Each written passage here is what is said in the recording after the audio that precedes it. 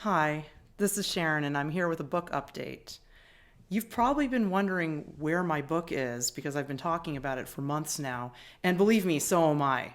I actually finished writing this book months ago, and the process of getting it to come to fruition as a finished product has been the most difficult experience of my entire life. And I've been through a lot of difficult experiences.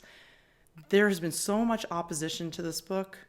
It's literally been a nightmare getting it produced. I mean, even just finishing the writing, which was done in November, was an ordeal because we've been dealing with so much unbelievable opposition to our work and just everything we stand for. I can't even put into words what we've been through. So I'm going to try because I think it's important to talk about this. When you're doing this kind of work and you have this kind of information to share, you can't believe who will come up against you and how they'll do it. And it's not just the establishment, although it is, problems with cops and things like that. That stuff happens to people like us doing these kinds of things where we're working towards liberation from that false control structure.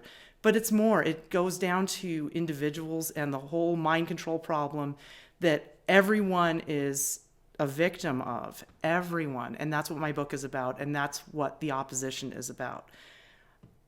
When I started the process of trying to get this book turned into a book is where my problems really began, because for the first time in a long time, I came out of this seclusion that I've been in and had to work with other people again. And even people who are trying their best and are good people are still victims of the frequency control because everybody has one of these smartphones. And this is a lot of what the book's about. I know that people are going to want to read the book because you're going to want to learn how to get rid of chemtrails and clean the sky. And the book tells you exactly how to do that. And I have all the evidence and pretty much, I would say, proof based on over 5 years worth of work in the field. I've proven how to get rid of the chemtrails, how to clean the air, how to bring back rain and all of that, how to get rid of smog, and even to make your neighborhood a calmer, nicer place where people get along better. The book proves it. That's why the opposition. So at every step along the way of getting the book produced, I've dealt with people being literally zapped by their iPhones, their smartphones. It's very, very easy to control people. All you have to do is just cause one little lapse of reason, a momentary lapse of reason, as it were, and the whole thing is just thrown off. You can't believe the mistakes someone will make, and they don't know why they did it. People make mistakes that they can't even explain because you lose control of your mind for a minute, and this is what they want. Interestingly, a few days ago, my cell phone broke. I use the cell phone maybe a half hour a year. It's just in case I get a flat tire or something like that. But it broke, and I'm actually considering not even having it. It happened to be a smartphone. Someone gave me one, and I activated it, and I have it off 99% of the time. I turn it on if I need it. But I'm considering just going back to the flip phone, and only for emergencies as I am, because these phones are more insidious than you realize. Pretty much this is what's been going on with the book.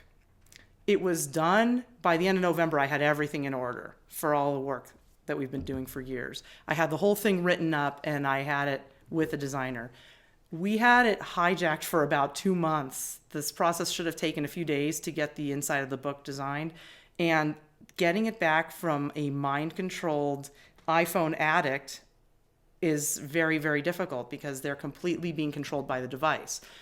I know that the designer had almost no control of himself during the process. And it was so ironic that the book is about controlling the mind and getting rid of the influence of the EMF emitting device, because ultimately you're never going to have the clean skies you want without chemtrails, with beautiful clouds, with rain. All that stuff you want, that beautiful green planet, will never happen as long as we're under this mind control. My book is all about the orgone energy versus DOR, deadly energy war. And it's all about how your mind interacts with that and how each and every one of us can end all of this environmental catastrophe in an instant with this knowledge. Global warming is a joke when you have orgone energy. The world gets warmer because of deadly radiation, not carbon. With orgone energy, global warming is a non-issue. So whether you believe in it or not, that's not the argument. The argument is OR, orgone energy, equals cool weather, period. So the whole global warming debate goes out the window. You don't have to argue about it anymore. It's a non-issue. We could change the world. The book is about how to change the world. So the opposition, let me tell you, I cannot even describe what we went through to get this book designed. It was insanity, and I almost lost my mind. Fortunately, I do not have Wi-Fi. I do not use the cell phone. I don't have anything where they can get in my mind, but they can still DORize me. And this is what happened to Wilhelm Reich and his staff in the field. DORized. They didn't have cell phones, but the enemy can zap you from where they are up there, and they are up there in the atmosphere. They are surrounding our planet. They live amongst us. They have infiltrated our world. You can, if you are very observant, you can see them among us. If you watch TV, you'll see mostly just them. So keep your eyes open, because They Live, according to Roddy Piper, is a documentary, and he was killed or died mysteriously very soon after revealing that knowledge. They live amongst us, they control this world, but it doesn't have to be that way, and my book explains exactly how to stop that. So getting this book extricated from this designer was difficult. Then we had the godsend of another designer who would clean it up for us, and he did a great job. Then a mysterious printing error, so now we're delayed. The book should be ready in less than a week. I'm going to say a week now. And I'm grateful, because the book was supposed to be out in, I wanted it out in late December. I wanted it out at the new year, but obviously it has to be this way.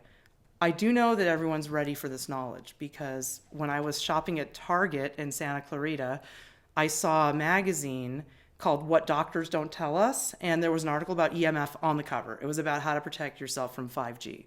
My book will show you that you don't even have to worry about 5G if you just follow the advice that I give. I give you all the advice you need, but you have to make some changes. So the bizarre printing error was also the result of EMF interference. It's definitely the case.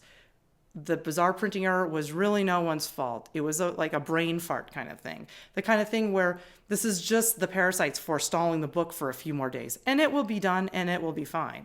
So that's the way it is. We're going to wait a few more days, and then mid-February, the world will know how to clean the sky, how to bring back rain, end pollution, and get rid of the parasites. This is why they hate my book, because they will die. Because the ones that have turned this world into a desert, they need it to be a desert.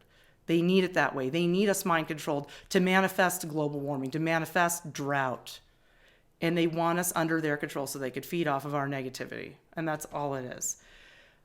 To illustrate how groundbreaking it is for us to all get involved with our own life force energy, on February 6th, this is to show you how much they oppose this book.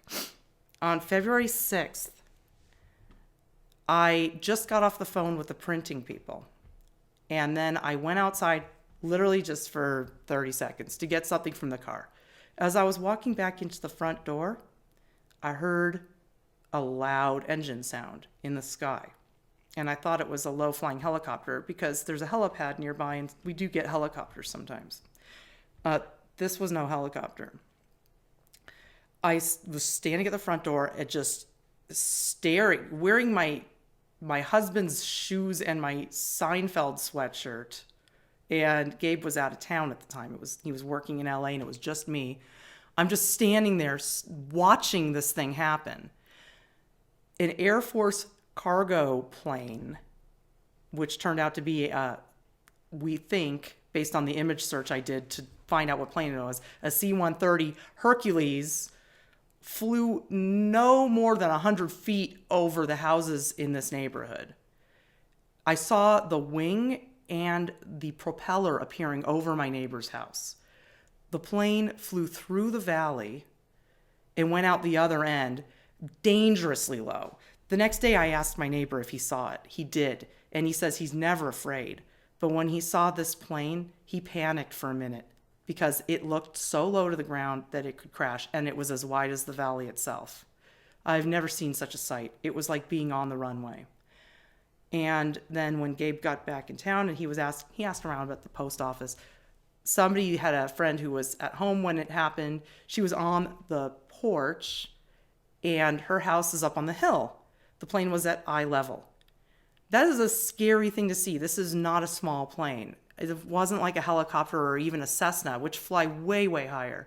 This plane flew right, just almost touching the houses. And I took it as a sign to me. I mean, why would an Air Force cargo plane fly right over my house in such a threatening manner? It was obviously intimidating. Everybody who saw it said they were scared. I know this has something to do with the book. Wilhelm Reich had Air Force planes flying over his facility in Maine, in Rangeley, Maine, his facility of Oregon. He had Air Force planes flying over it, crisscrossing the sky, making contrails over his facility. This is in my book too. I explain what he observed in regards to those contrails and how they differ from today's chemtrails. This is an interesting part of the book. But the connection here is Air Force planes have a real interest in, the Air Force has a real interest in what we're doing, and they will fly planes over people who are involved in this kind of work. And I've read accounts of this online, of it happening here and there in other places. And I can only imagine what was going on in one of those houses, what kind of wonderful research or great thoughts, great discoveries were happening, because they don't just do this stuff randomly.